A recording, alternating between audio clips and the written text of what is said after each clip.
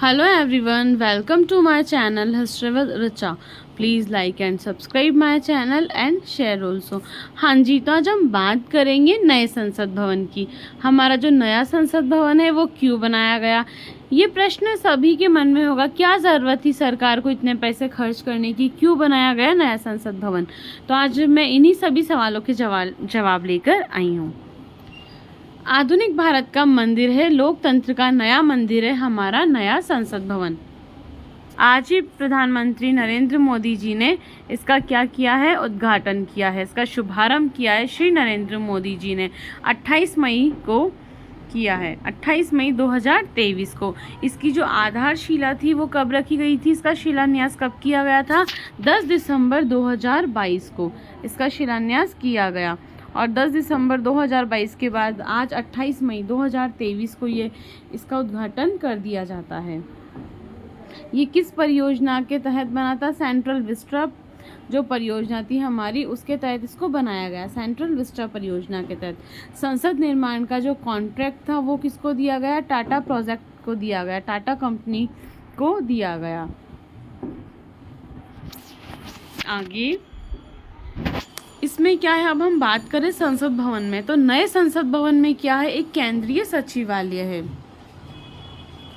3 kilometre Rajpath India gate से राष्ट्रपति भवन तक PM का नया आवास है, जिसको क्या बोलते हैं, साउथ ब्लॉक बोलते हैं। और जो नॉर्थ ब्लॉक है वहाँ पर क्या है, उपराष्ट्रपति का भवन, उपराष्ट्रपति आवास है। और इसी में डिजिटल दफ्तर पेपरलेस है, ठीक है। क्या है, डिजिटल दफ्तर मीन्स पेपरलेस दफ्तर है, ये इम्पोर्टेंट हो जाता है हमारे लिए। ये हम किसको करता है, ये आधुनिकता को और प्रौद्योगिकी को रिप्रेजेंट करता है, पेपरलेस दफ्तर भवन। इंदिरा गांधी राष्ट्रीय कला केंद्र को स्थानांतरित करने का प्रस्ताव भी रखा गया है। सेंट्रल विस्टा का अर्थ है केंद्रीय परिदृश्य। और जो पीएमओ होगा, पीएम प्रधानमंत्री का जो आवास होगा उसको क्या कहा है, सत्ता का गलियारा। आगे लैंडस्केप ट्रैफिक इंटीग्रेशन प्लान और पार्किंग, ठीक है, इंटीग्रेशन प्लान और पार्किंग प्रोजेक्ट है जो 971 करोड़ का था और लागत है 1200 करोड़ तक पहुंच गई है। जो इसका बजट था वो 971 करोड़ का था, लेकिन इसकी लागत कितनी हो गई है, 1200 करोड़ की हो गई है। और ये कैसा है, ये त्रिभुजाकार है, 4 मंजिला इमारत है, ये 64,500 वर्ग किलोमीटर पर ये फैली हुई है।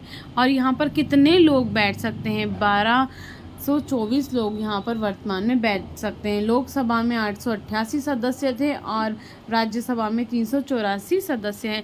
अब हम बात करें अगर कि नए संसद भवन की क्या ज़रूरत पड़ गई थी जो सरकार को बनाया गया, तो मैं आपको बता देती हूँ। जो पुराना संसद भवन था वो पहले तो भूकंप क्षेत्र 2 में आया करता था, लेकिन वो धीरे धीरे भूकंप क्षेत्र 4 में आने लगा। तो भूकंप क्षेत्र 4 में आने लगा। दूसरी बात क्या हुई कि 100 वर्ष पुराना हो चुका था हमारा पुराना संसद भवन।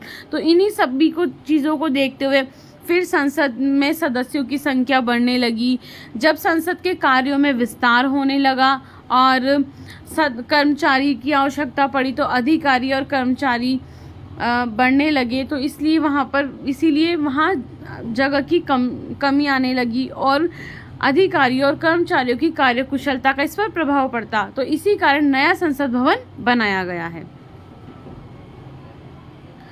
नए संसद भवन के डिज़ाइनर कौन थे, तो विमल हसमुख पटेल है। ये क्वेश्चन इम्पोर्टेंट हो जाता है हमारे एग्जाम के लिए। विमल हसमुख पटेल ये कहाँ से थे, ये गुजरात से थे। इनका जन्म 31 अगस्त 1961 को होता है अहमदाबाद गुजरात में। और ये वास्तुकार थे, शिक्षाविद है। सेंट्रल विस्टा प्रोजेक्ट के तहत आने वाले नए संसद भवन के पीछे इन्हीं का ही दिमाग है, विमल हसमुख पटेल। संसद भवन का उद्घाटन किसने किया, जैसे मैंने आपको स्टार्टिंग में बताया है, 28 मई को उद्घाटन हुआ। आज ही के दिन इसका उद्घाटन हुआ है, हमारे प्रधानमंत्री नरेंद्र मोदी द्वारा किया गया। जबकि इसका शिलान्यास कब हुआ था, 10 दिसंबर 2022 को हुआ था। ये डेट्स भी हमें याद रखनी है।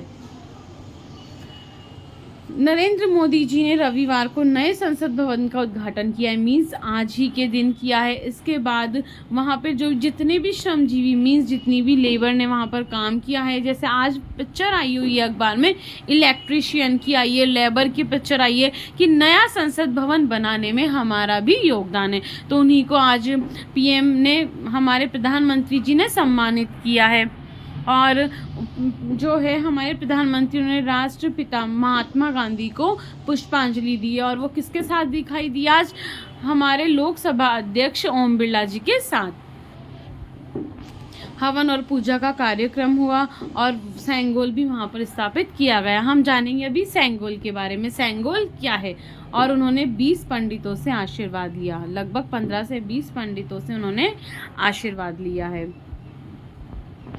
अब हम बात करें सेंगोल की। सेंगोल क्या है?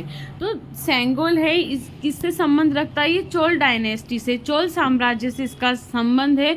सेंगोल सबसे पहले जब अंग्रेजी शासन समाप्त होने लगा तो अंग्रेजों ने सत्ता हस्तांतरण के रूप में, सत्ता जब भारतीयों के हाथ में दी उसके रूप में पंडित जवाहरलाल नेहरू को ये सौंपा गया था।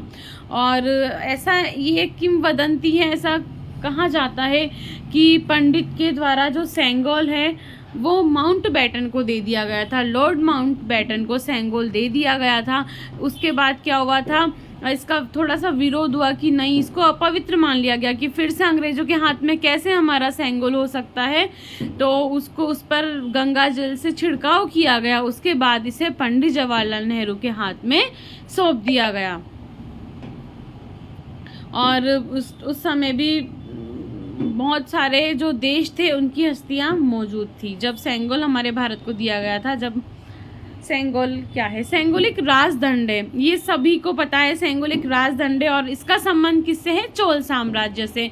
जब चोल साम्राज्य में राजा जो थे अपने उत्तराधिकारी को सत्ता हस्तांतरित करते थे, उस समय वो दिया करते थे, किन्हें? अपने उत्तराधिकारी को दिया करते थे वो। तो ये सत्ता स्थानांतरण का प्रतीक है, ये एक राजदंड है और इसका संबंध चोल साम्राज्य से। तो हमें ये सब भी याद रखना होगा। आपको पता है सेंगोल में क्या लगा हुआ है? नंदी की ऊपर नंदी जी बने हुए हैं सेंगोल में। ये रहा सेंगोल, ये बने हुए हैं हमारे नंदी जी। आगे, नवनिर्मित संसद भवन में सेंगोल को कहाँ रखा गया? तो जो सेंगोल है वो लोकसभा अध्यक्ष की सीट के बगल में रखा गया है, स्पीकर के बगल में उसको रखा गया है।